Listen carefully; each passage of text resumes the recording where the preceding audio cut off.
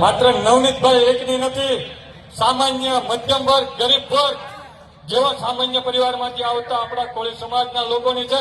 ક્યાંક ને ક્યાંક આ બગદાણાના પીઆઈએ ડીવી ડાંગરે આપણા સમાજના લોકો ત્યાં વસે છે તેને વારંવાર હેરાન પરેશાન કર્યા છે.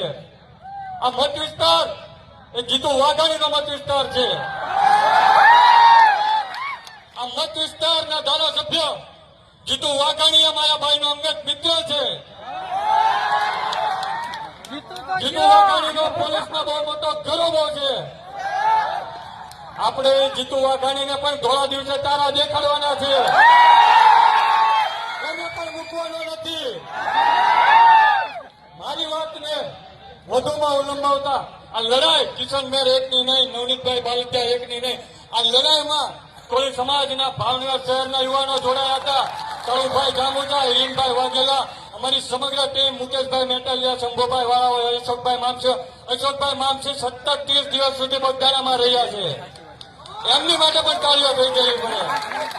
જયારે આ કાર્યક્રમની શરૂઆત કરવાની વાત આવી, 3 થી 4 લાખ રૂપિયાનો ખર્ચો કરવાની વાત આવી, ત્યારે પહેલા સુરે કીધું હતું કાળુભાઈ જાંબુચાએ જે કઈ ખર્ચો કરશે હું બેઠો તો કિશન, આપણે કાર્યક્રમ કરવાનો છે.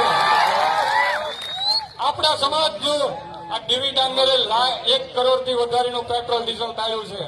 આપણે ડીવી ડાંગરને દેખાડી દેવાનું છે કે આવનારા દિવસોમાં તમે જ્યાં પણ નોકરી કરશો, કોળી સમાજના કોઈ પણ વ્યક્તિ તમારી પાસે ફરિયાદ લઈને આવે ને તો પેન લઈને તમારે બહાર દરવાજે જવાનું અને કહેવાનું આવો બેસો અને અમારી ફરિયાદ લખો.